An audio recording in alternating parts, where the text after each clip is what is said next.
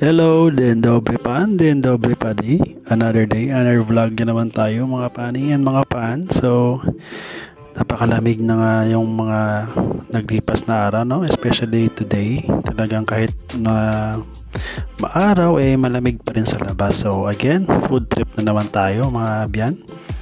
So, bumili nga pala ako ng pork liempo kaso skinless lang. Kasi wala akong may nakitang na may balat na liempo sa pinagbilan namin. So, yan na lang muna. So, yun yung minarinate ko yan overnight. And then, kinabukasan na yan. So, ang plano ko dyan, babalik ta rin ko yung liempo para yung pinagmarinitan natin manot din sa kabilang side. Bali, yung ginamit ko pala sa pagmarinate na yan, mga abyan is yung lime, lemon, ginger, garlic, salt, pepper, and suka.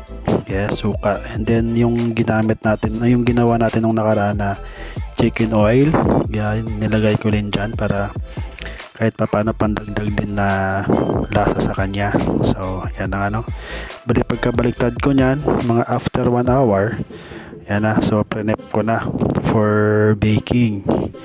So, gagawa na tayo ng lagayan niya. So, yung plano ko dyan ilalagay ko siya sa foil para yan na yung magiging niya, yung silbi niya na yung parang salaan ba na para hindi lumabas yung katas niya, yung natural na mantika ng baboy.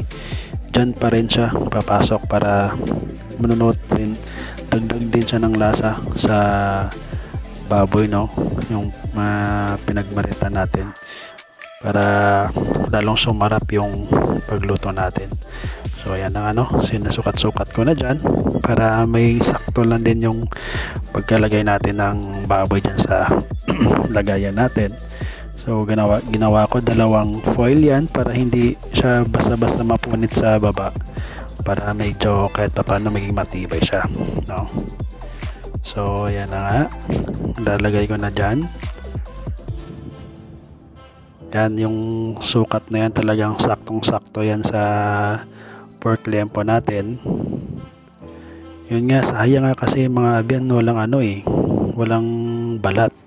Maganda sana kung meron siyang balat para kahit pa paano makuha rin natin yung masubukan din natin makuha yung pagiging malutong niya, yung parang chicharon na, no. Sa sunod siguro subukan natin ulit na gumawa ng ganyan na meron ng balat.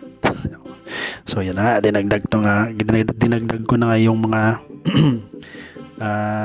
garlic tsaka ginger dyan, no? Tsaka pati yung sauce nya binuhos ko na rin dyan para lalong sumarap yung luto natin.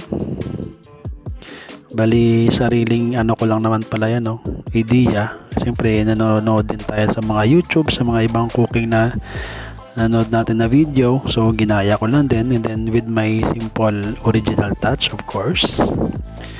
So ayan na, yung oven pala na ginamit ko mga abyan is naka-preheat na yan. So yung ginawa ko sa pag-preheat is 150 degrees for about 10 minutes.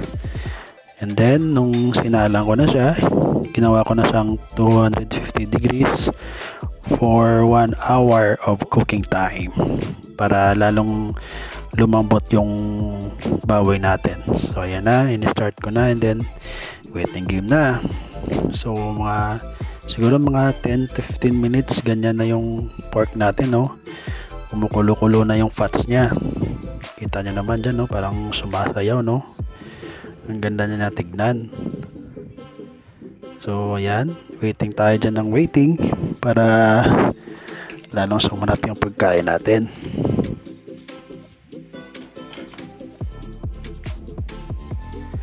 Then maya konti medyo nagiging dark and golden brown na siya para malapit na maluto yan, no. So ayan na nga, at that point yung ginawa ko naman dyan is pinahiran ko siya ng sarili niyang mantika sa taas para kasi napansin ko parang nagda-dry kasi gawa siguro nang wala siyang skin kaya yung fats niya sa taas parang nagda-dry. So yung ginawa ko ay simple at konting touch lang ng mantika niya para kahit papano magiging juicy sa taas. Yan.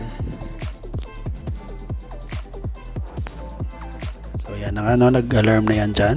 Titignan natin kung okay na ba siya, kung malambot na siya, kung pwede na ba siya kainin. So yan na yung ginawa ko dyan. Hindi ko muna kinuha sa loob.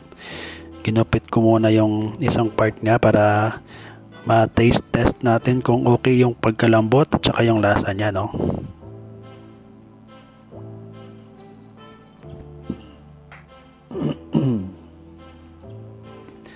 So yan na nga, titignan natin kung ano yung hatol natin sa texture niya. Well, nung pagkakat ko dyan, hindi siya hilaw. Pero okay naman, hindi naman siya, malambot siya pero parang sa amin ni Mrs. parang kulang pa yung pagkalambot niya. Pero importante, hindi siya hilaw.